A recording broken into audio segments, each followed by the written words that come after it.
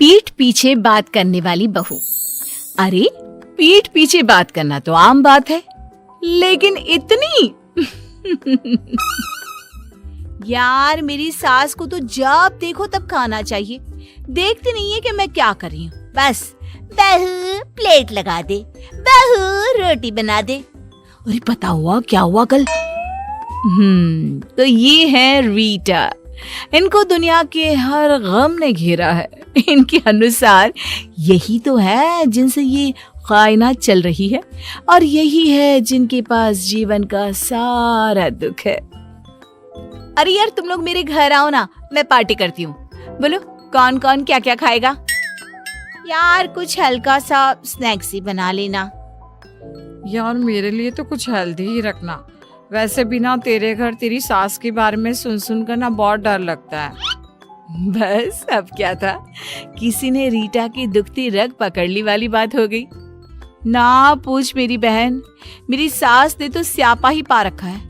अरे पता चलेगा ना कि मेरी सहेलियां आ रही हैं, देखना कैसे मुंह बन जाएगा उनका। मैं तो अभी से तुम लोगों को बोल रही हूँ, कुछ भी कहती है ना तो प्लीज मेरी खातिर सुन लेना यार। वो क्या है ना सहेलियां एक बार फिर से कान में हाथ लगाती है कि रीटा अपनी सास की बुराई शुरू कर देती है तो शुरू ही हो जाती है। खैर बाद में रीटा तो वहां से चली जाती है, लेकिन उसके जाने के बाद यार इसकी बातों से तो लगता है कि इसकी सास खूंखार है, तो क्यों चल रहे हैं हम लोग उसके घर फिर?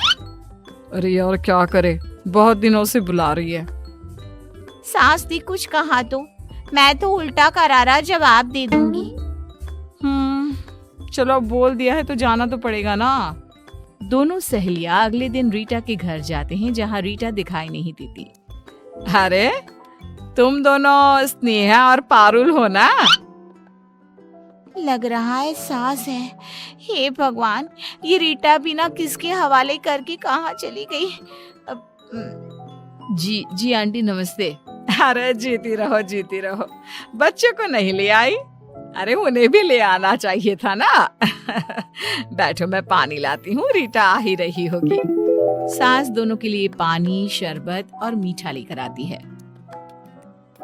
आंटी रीटा कहाँ है? वो क्या है ना, आज वो जल्दी उठ गई थी तो अभी सो रही है। मुझे तो बाद में बताया कि तुम लोग आ रहे हो। बेटा खाना तो मैंने जैसे तैसे ही बनाया है, खाकर बताना कैसा लगा। बाकी और बताओ। फिर क्या था, स्नेहा पारुल तो सास से इतना घुल मिल गया कि उन लोगों ने रीटा को पूछा ही नहीं। खाना पीना करके वो निकल रहे थे कि अलसाई सी अंगड़ाई लेती रीटा सामने खड़ी हो जाती है। आ गई तुम दोनों? कब की पार्टी रखी थी मैंने और कब आ रही हो? ये भी कोई बात होती है क्या? माँ जी जरा एक गिलास पानी देना। सास पानी लेने जैसे ही जाती है, आदत के अनुसार रीटा शुरू हो जाती है। देखा, मेरी सास को काम के नाम पर तो नानी मरती है, किसी से बात करके राजी नहीं। पता नहीं बुढ़िया को किस बात का घमंड है। अरे तुम दोनों आई हो ना, अच्छा थोड़ी न लग रहा होगा उन्हें।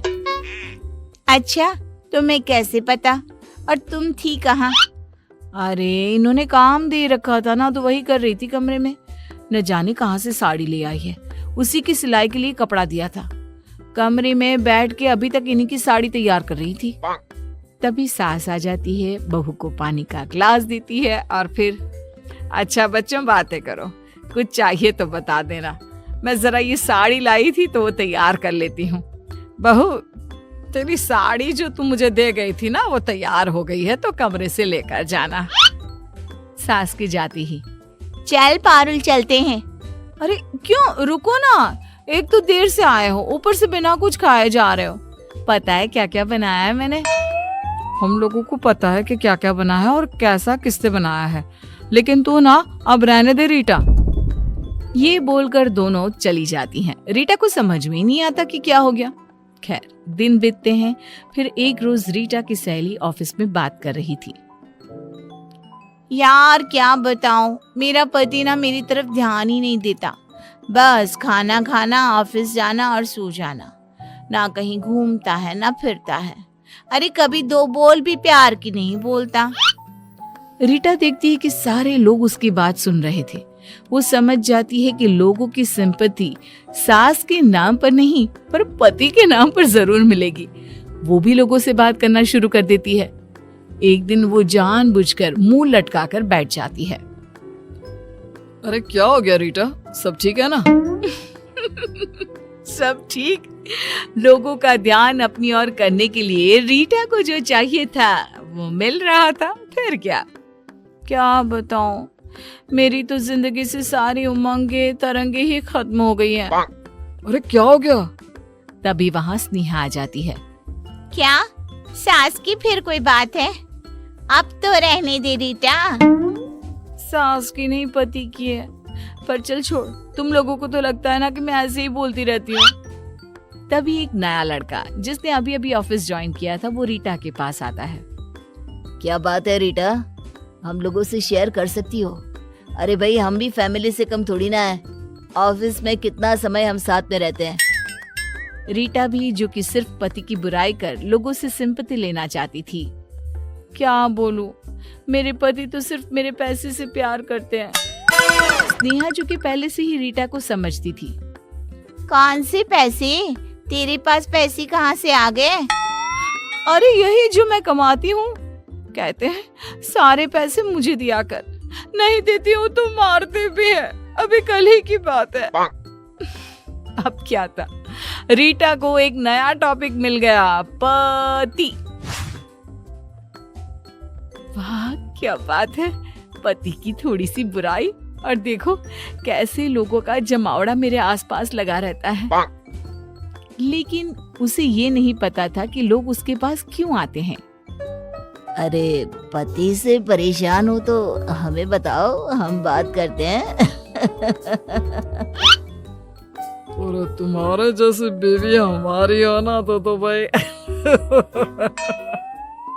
लड़कियां तो रीटा को समझ चुकी थी, लेकिन लड़के वो अपने ही तरीके से रीटा से मजे लिए करते थे। एक दिन, यार क्या पता रीटा सच में परेशान हो। मुझे भी लग रहा है यार, सास तक तो हर कोई परेशान हो ही जाता है, लेकिन पति। अरे इसका पति तो कितना मानता था ना इसको। हाँ, लेकिन यह आदमी की जात ना कब मानना बंद कर दे पता ही नहीं चलता। दोनों सहेलियों को अब रीटा पर रहम आ जाता है। वहीं घर पर, रीटा ये फोटो देखो कैसी लग रही है। हम दोनों कैसे मेड फॉर ईच अदर लग रहे हैं ना। रुको, इसे मैं हमारे सारे सोशल मीडिया में डालता हूँ, मजा आ जाएगा। लोग देखते रह जाएंगे और अच्छी अच्छी बातें भी लिख दूंगा, ठीक है ना? पति के मुंह से इतनी प्यारी बात सुनकर तो हर बीवी खुश हो जाए, लेकिन रीटा अब, अरे नहीं नहीं नहीं, प्लीज नहीं। नहीं मतलब क्यों नहीं? अरे वो मेरी दोस्त है ना, पारुल और स्नेहा। कौन, वो ऑफिस वाली? क्या हो गया?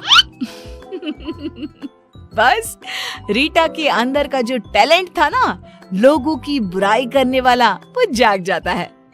अरे वो कुछ नहीं, बस वो क्या है ना, जलती है दोनों मुझसे। रहा नहीं जाता मेरी खुशी देखकर। याद है वो 4 महीने पहले मैंने अपनी और तुम्हारी फोटो लगाई थी, जल कुकड़ गई थी दोनों। अरे तो जलने दो ना, क्या हो गया? बीवी हो तुम मेरी, जमाने को तो पता चले कि मैं कितना प्यार करता हूँ तुमसे। और हाँ, ये ना नौकरी वोकरी छोड़ दो। देखो कैसी शक्ल बन गई है, मुझे नहीं चाहिए तुम्हारे पैसे। बीवी को तो पता था कि वो पूरे जमाने से क्या बोल रही थी, पीठ पीछे क्या बात कर रही थी पति के बारे में। और अगर सोशल मीडिया में ये आ गया तो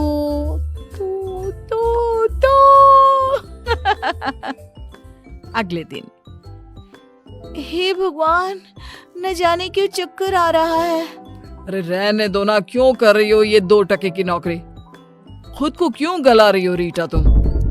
हाँ बहू, रहने देना, आज ऑफिस ना जा, घर पर ही आराम कर ले। ना माँ जी, आज तो जाना जरूरी है, सैलरी का वक्त है और काम भी बहुत है। क्यों करना है काम? घर पर रहो ना, क्या जरूरत है नौकरी की, मैं कर तो रहा हूँ। अरे नहीं नहीं, घर के अंदर तो मैं पागल हो जाऊंगी। ना बाबा ना। बहू ऑफिस चली जाती है और वहां जाकर, हे भगवान, न जाने क्या हो गया है, चक्कर पर चक्कर आ रहे हैं। अरे तो घर पर रह जाती ना, क्यों आ गई? ले लेती छुट्टी। हाँ यार, ले लेती ना ऑफ आज का, क्या होता, एक दिन की ही पैसे तो कटते ना। अरे नहीं यार, पति को बोला तो बोलने लगे पैसे कट जाएंगे तो घर कैसे चलेगा। सास भी मुंह बना रही थी कि ऑफिस क्यों नहीं जा रही, वरना मेरा तो बिल्कुल मन नहीं था ऑफिस आने का आज। सभी को रीटा पर दया आती है कि कैसे बेचारे पर काम का प्रेशर उसकी ससुराल वाले पैसे के लिए दे रहे हैं। लेकिन ये क्या, काम करते करते रीटा को चक्कर आ जाता है और वो गिर जाती है। अरे इसके पति को फोन करो, देखो क्या हो गया। अरे वो क्या करेगा, उसी जल्लाद ने तो इसे ऑफिस भेजा है, जबकि इसकी तबीयत खराब हो रही थी।